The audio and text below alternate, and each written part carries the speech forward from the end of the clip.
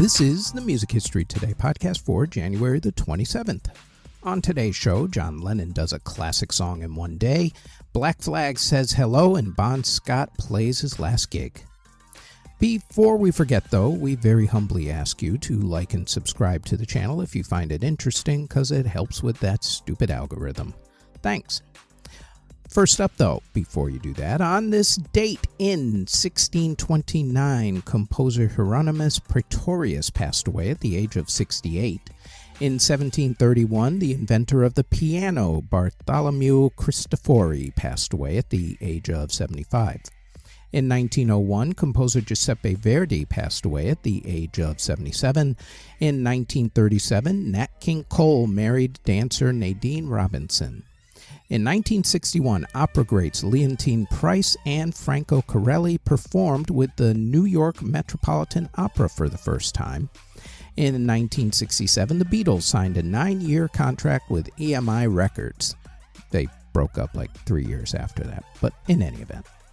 Speaking of the Beatles, in 1970, John Lennon wrote and recorded the song Instant Karma, both on the same day. In 1971, David Bowie came to America for the first time in order to do a press tour.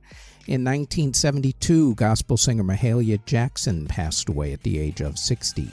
Also, in 1972, a piece of previously unknown composition by ragtime composer Scott Joplin made its debut at Morehouse College in Atlanta, Georgia. In 1976, David Bowie sued his ex-manager for taking 15% fees instead of the 10% that the manager was entitled to at that time. In 1979, Black Flag played live for the first time. It was at the Moose Lodge Hall in Redondo Beach, California. In 1980, lead singer Bon Scott played his last show with AC/DC. It was at the Gaumont Club in Southampton, England, on the final night of the band's Highway to Hell tour. Bon Scott would pass away a month later. In 1982, the musical Joseph and the Amazing Technicolor Dreamcoat opened at the Royal Theatre on Broadway for 747 performances after being performed for almost a decade in the United Kingdom. In 1984, Michael Jackson's hair accidentally caught on fire while filming a Pepsi commercial when pyrotechnics came way too close to the singer and burned him. It was this event that he credited with starting him on his way to becoming addicted to painkillers. In 1984, the movie co-starring Cher, Silkwood, that was a movie that had Meryl Streep, if memory serves. It premiered in movie theaters. In 1990, Soundgarden hit the Billboard Albums chart, becoming the first Seattle sound group to hit the Billboard Albums chart, long before Nirvana started their reign and Pearl Jam as well. In 1991, Dr. Dre allegedly physically harassed rap music TV show female host Dee Barnes because of a segment that her show did. She later sued Dr. Dre, who reached a financial settlement with her. In 1991, Whitney Houston sang the national anthem at the Super Bowl. Her version of the anthem was released as a single, which became a huge hit thanks in part to the fact that the first Gulf War was taking place at that time. That was the war to get Saddam Hussein out of Kuwait. In 1996, musical director Lonnie Hartley married actress Yvette Freeman. In 2002, blues singer Coco Taylor collapsed at her nightclub in Chicago, Illinois, after she forgot to take her diabetes medication. In 2006, singer Ana Barbara married her husband, Jose Maria Fernandez. Also in 2006, the singer-songwriter and producer of McFadden and Whitehead, Gene McFadden, passed away at the age of 56. Of course, McFadden and Whitehead's big hit was Ain't No Stoppin' Us Now.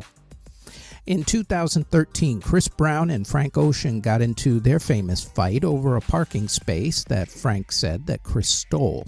Always a good reason to get into a fight. Not. In 2013, in an incident eerily similar to the Great White Band Fire in Rhode Island, pyrotechnics that were used by a band ignited at the Kiss nightclub in Santa Maria, Brazil. The club had no fire exits and had way too many people in it at the time. And 445 people were killed, 600 people were injured, with the vast majority of the killed and injured suffering from smoke inhalation. In 2014, folk music singer Pete Seeger of the Weavers passed away at the age of 94. Also in 2014, Macklemore apologized to Kendrick Lamar on social media for Macklemore winning the Best Rap Album Grammy instead of heavily favored Kendrick. That created an awful lot of social media backlash in its own right. In 2014 as well, Billy Joel started his once-a-month residency at New York's Madison Square Garden, which he just finished up in 2025. In 2015, Taylor Swift's social media accounts were hacked. In 2018, Huey Lewis lost his hearing just before he went on stage to perform. He was later told by doctors that he had a rare disease called Meniere's disease that caused his hearing to fluctuate and at certain times completely disappear, which has to be the scariest thing known to mankind, or at least one of the scariest things. In award ceremonies that were held on January the 27th, in 1986, Whitney Houston and Crystal Gayle were among the big winners at the American Music Awards. In 1992, Michael Bolton and CNC Music Factory were among the big winners at the American Music Awards. And in 1997, Alanis Morissette and Toni Braxton were among the big winners at the American Music Awards. Albums that were released on January the 27th include in 1967 when Golden Earring released Winter Harvest. In 1969, the Beach Boys released 2020. In 1981, Queen released the soundtrack to the movie Flash Gordon on Elektra Records in America. It had been released over a month earlier in the UK. In 1982, the B-52s released Mesopotamia. In 1983, John Mellencamp, at that point known as John Cougar, released The Kid Inside. In 1984, Christine McVie released her self-titled solo album. Also in 1984, the album Milk and Honey was released by John Lennon and Yoko Ono. It was John Lennon's posthumous release, his last official release, we'll say.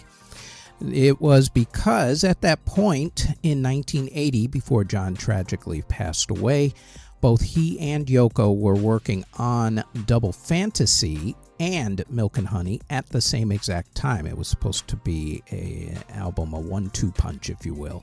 And unfortunately, right after Double Fantasy was released, John Lennon was taken away from us. And so they released Milk and Honey 4 years after the fact. In 1986, Frank Zappa released Does Humor Belong in Music? In 1989, The Replacements released Don't Tell a Soul. In 1990, Slaughter released Stick It To Ya. In 1992, Therapy released Pleasure Death. In 1995, The Human League released Octopus. In 1997, Reef released Glow, and The Stranglers released Written in Red.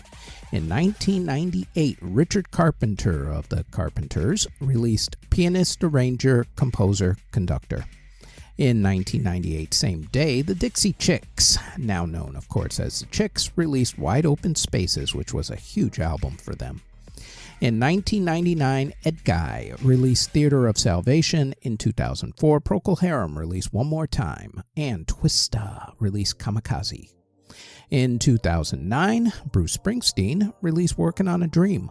Singles that were released on January the 27th include in 1956 when Elvis Presley released his trend-setting groundbreaking single, Heartbreak Hotel.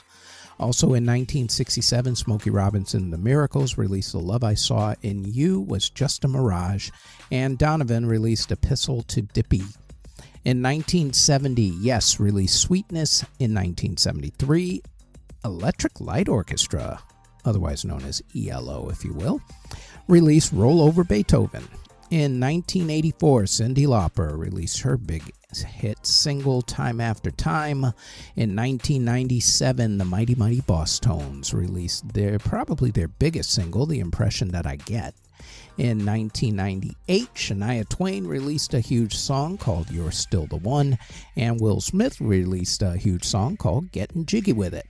In 2004, Usher released his humongous hit with Lil Jon, Yeah. Before we continue, we'd like to tell you that starting in January, we're starting a new channel on YouTube of the Music History In-Depth podcast, along with starting a new season with more stories and podcasts on that channel.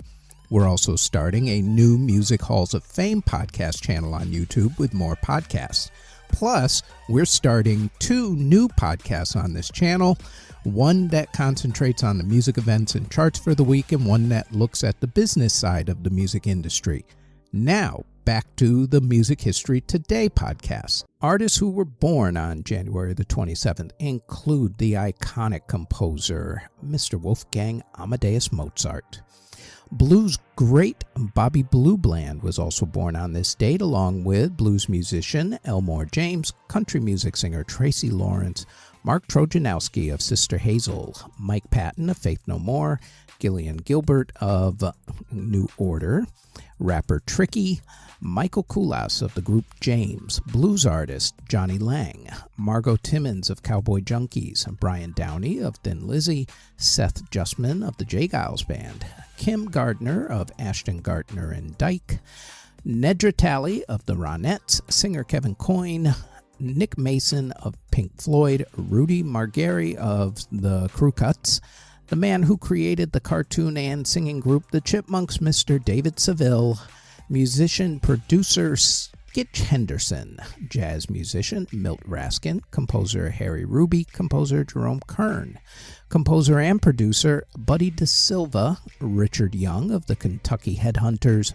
Martin Degville of Sig Sig Sputnik, steel guitarist Buddy Emmons, folk music singer Kate Wolf, guitarist G.E. Smith, who for a time played with Daryl Hall and John Oates, and also helped to lead the Saturday Night Live band. Back in the 80s, I believe it was simply called G.E. Smith and the Saturday Night Live band.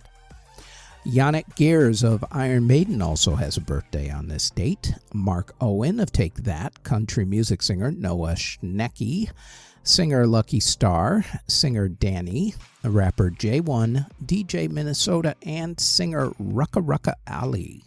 Artists who unfortunately passed away on January the 27th, other than the ones mentioned earlier, include pianist Gideon Klein, the conductor of the Teatro Colón from 1937 to 1949, Mr. Enrique Kleiber, orchestra leader Theo Marsman, jazz bassist Eddie Calhoun, lyricist Stanley Adams, pianist Jeffrey Parsons, songwriter Gerald Marks, pianist Friedrich Gulda, musician Stavros Damianidis, singer Pham Dui, rapper J.O. Sama, jazz drummer Alberto Naranjo, singer-songwriter Diego Verdaguer, and drummer Floyd Sneed of the group Three Dog Night. Next on the Music History Today podcast, it is January the 28th when in 1985, USA for Africa held its famous recording session for the charity song We Are the World.